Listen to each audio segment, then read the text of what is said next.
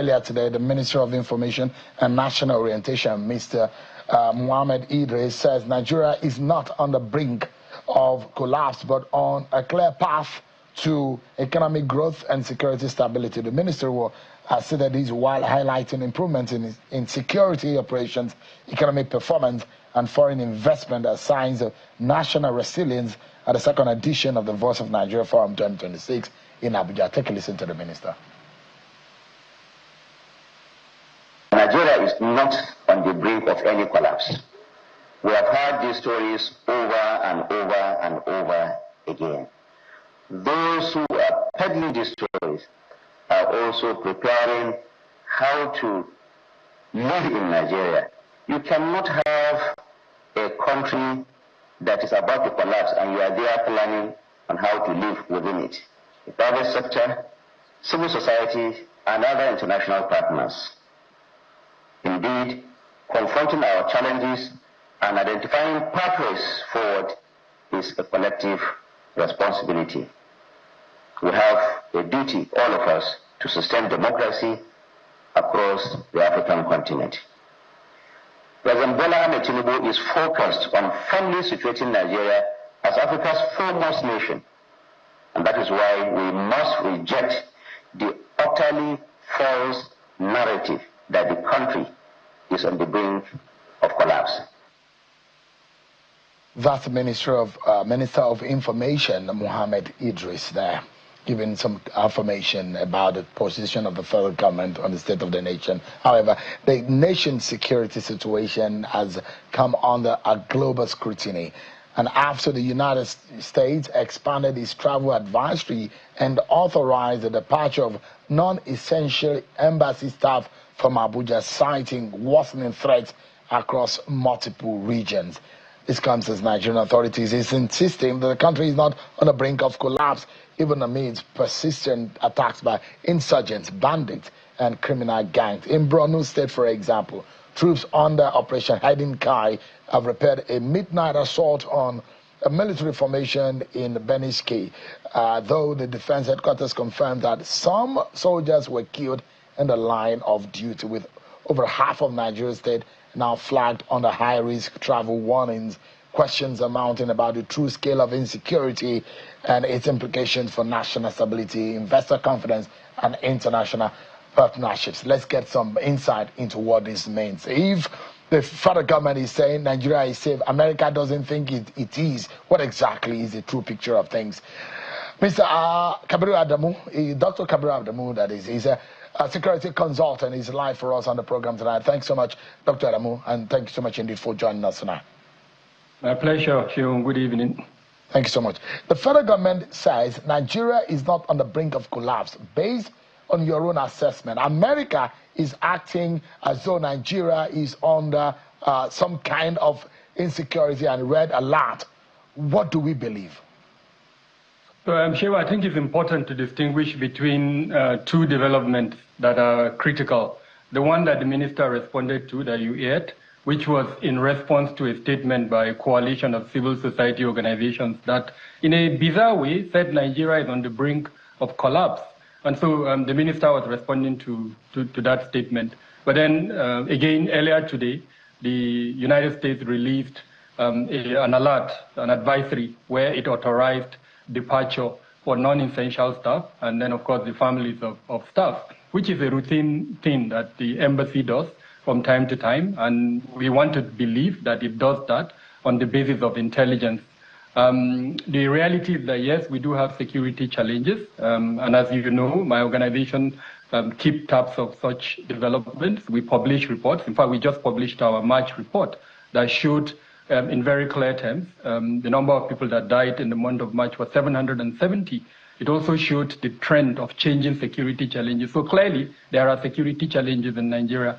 But then, because the advisory by the United States Embassy was specific to Abuja, what we tried to do was to look at the security situation in Abuja over the last period, and then to answer the question whether there is a deterioration at the moment of the security situation in Abuja. And the answer is no, there is no deterioration. So one is a little bit surprised about the, the advisory by the United States Embassy, especially since it is specific to Abuja. Yes, it mentioned about 23 other states, but that's routine.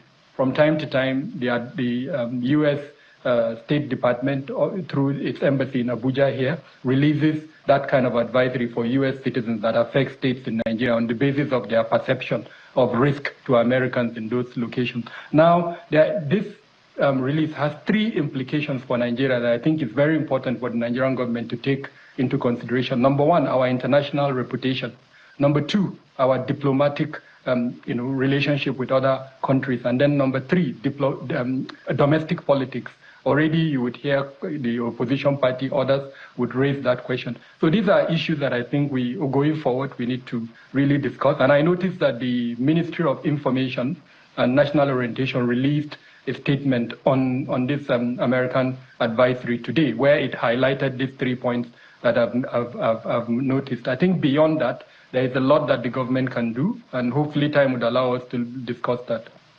So my question right now is that whatever perspective that you're having, and look, you see senior military officers being killed by these insurgents.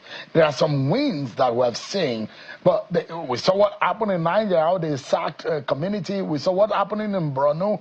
The audacity of these insurgents to enter into military bases, into attack installations of fortified military installations, calls for a bigger question on the state of security in the country. So, as an expert, I'd like to ask you, how would you characterize Nigeria's current security situation? Would you say is a crisis situation, instability, or controlled risk?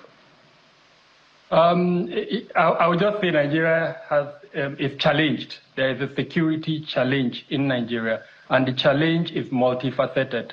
In fact, we've used the term polycrisis to describe the security challenge that Nigeria has. But I mean, Sheun, it's very important that we also take note. I did mention that there are three dimensions to this issue.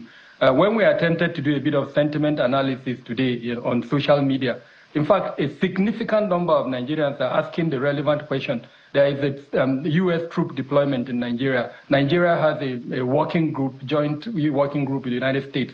Some are even suggesting, and they are using data to make that suggestion, that since the U.S. bombed Sokoto, Niger in December, there has been an increase. So they are asking the relevant question, why is it that with this U.S. presence, we're seeing an increase in security challenges?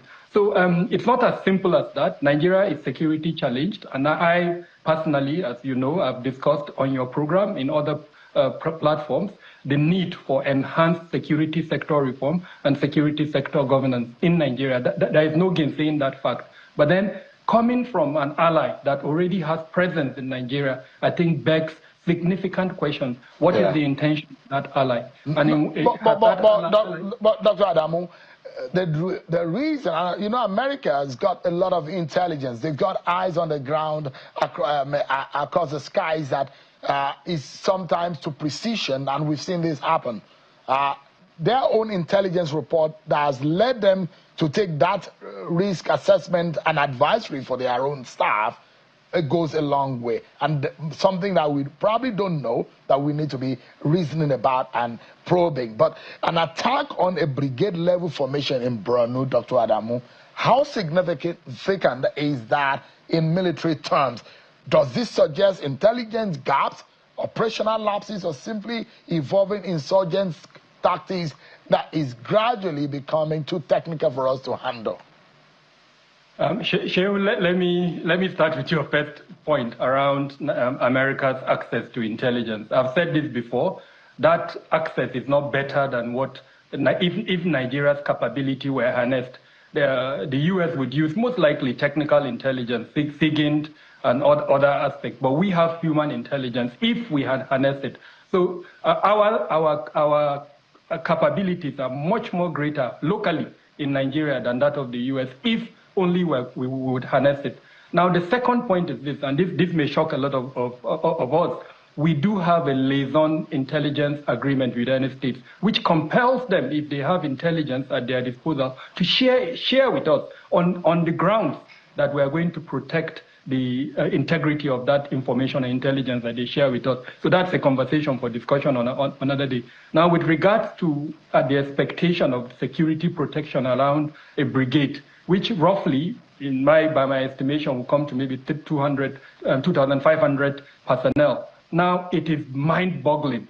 And in fact, it requires an investigation of immediacy by the Ministry of Defense, by the Chief of Defense Staff, to understand how a commander with supposedly 2,500 personnel with military arsenals could be gone down in the manner that the brigade commander was gone down in Beneshek. Beneshek is a town on the Damaturu-Meduguri road. So we're not talking of a remote area. We're talking of a town that is on a major artery that should never have come under this type of attack. So it does require an investigation, absolutely. And I'm hoping that's what we'll do.